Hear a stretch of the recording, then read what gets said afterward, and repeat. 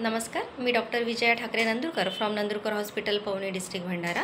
आज आपण परत एका आजाराबद्दल चर्चा करणार आहोत आणि तो म्हणजे व्हेरिकोज व्हेन्स। आता व्हेरिकोज व्हेन्स म्हणजे काय? आज एक पेशंट माझ्याकडे आले होते इटारसी MP मधून। त्यांना मागील 3 वर्षापासून सिव्हिअर व्हेरिकोज व्हेन्सचा त्रास होता। म्हणजे त्यांच्या पायांच्या ज्या नसा, आता व्हेन्स ज्या असतात बघा आपल्या बॉडीमध्ये, काही सुपरफिशियल व्हेन्स असतात आणि डीप व्हेन्स पण असतात।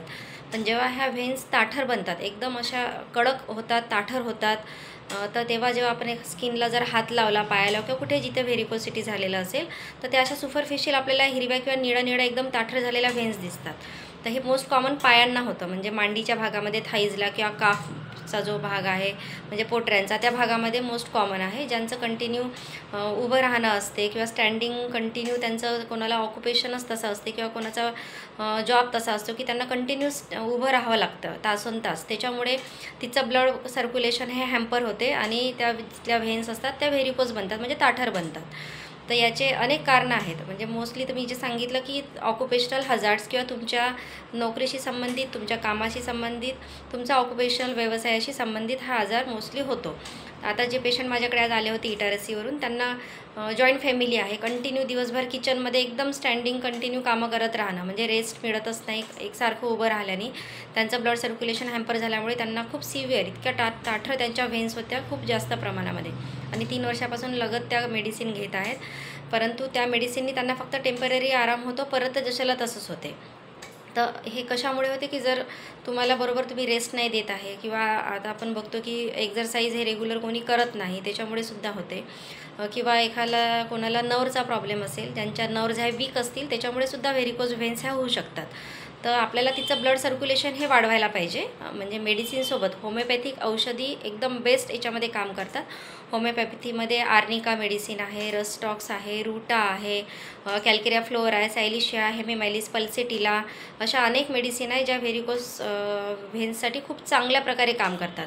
परंतु आपल्याला तिचं ब्लड सर्क्युलेशन वाढवण्यासाठी स्वतःलाही काही गोष्टी स्वतःमध्ये बदल करावे लागतील। जसं आपल्याला तिथे वॉर्म कॉम्प्रेशन किंवा कोल्ड कॉम्प्रेशन अल्टरनेट हे द्यायचं, म्हणजे तिचं ब्लड सर्क्युलेशन हे वाढणार। जसं तुम्हाला जर कंटिन्यू उभं राहून काम करायचं आहे, जसं आता RTO ऑफिसर्स असतात, RTOचे कर्मचारी आहे, त्यांना एकसारखं उभं राहावं लागते, तर बघाल की ते एक टाईट बँडेज बांधून असतात, पुष्कळ वेळा आपण बघतो। तर ती पण एक ट्रीटमेंट त्याच्यासाठी आहे। दुसरं तुम्ही सायकलिंग करा, स्विमिंग हे सुद्धा एक चांगलं आहे तिचं ब्लड सर्क्युलेशन वाढवण्यासाठी। आणि तुम्हाला जेव्हा तुम्ही कंटिन्यू काम करता, तर मधात रेस्ट घ्या। जसं तुम्ही बसले आहे, सोफ्यावर बसले आहे, तुमचे कामं झाले आहे, तर समोर एखादा स्टूल किंवा चेअर घेऊन पायवरती करून बसा। रात्री झोपताना पायाखाली थोडंसं पिलो, म्हणजे तुमच्या हेडपेक्षा तुमचे फीट हे थोडेसे वरती असायला पाहिजे। परत तुम्ही प्रत्येक वेळेस जसं आपण बसलो आहे, तर पोझिशन तुमची प्रत्येक वेळेस चेंज करत राहायची। आपण पुष्कळ जणांना पाय मोडून बसण्याची सवय असते, तर त्याच्याने परत ब्लड सर्क्युलेशन हे हॅम्पर होणार। तर पाय मोडून अजिबात बसायचं नाही ज्यांना व्हेरिकोज व्हेन्सचा त्रास आहे। खूप जास्त सिव्हिअर जेव्हा होते ना बघा, तर ह्या व्हेन्स एवढ्या ताठर बनतात। माझ्याकडे एक भिवापूरचे पेशंट होते, तर त्यांना साधं टच जरी केलं, थोडं जरी ती व्हेन थोडी जरी प्रेस झाली, तर त्यांना रक्ताच्या अशा चिरकांड्या लागायच्या, म्हणजे निघायचं बाहेर पूर्ण ब्लड। तर त्यांना कंटिन्यू ते बँडेज लावून ठेवावं लागायचे।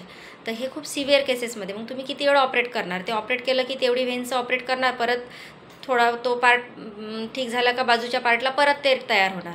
तर अशा वेळेस होमिओपॅथिक मेडिसिन खूप चांगल्या प्रकारे काम करतात। तुमचा तो जो आजार आहे त्याच्या रूटवर ते काम करते, आणि सोबत तुम्हाला हा काही एक्झरसाईज, योगा, ते वॉर्मअप करणं खूप आवश्यक आहे। त्याला कोल्ड आणि वॉर्म कॉम्प्रेशन हे अल्टरनेट देत राहायचं, म्हणजे तिचं ब्लड सर्क्युलेशन वाढत राहणार।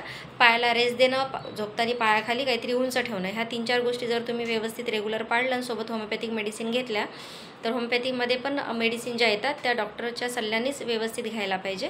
कारण त्याचं पोटेन्सी काय असायला पाहिजे, त्याचे डोजेस काय असायला पाहिजे, हे तुम्हाला डॉक्टरच चांगल्या पद्धतीने सांगू शकतात। थँक्यू।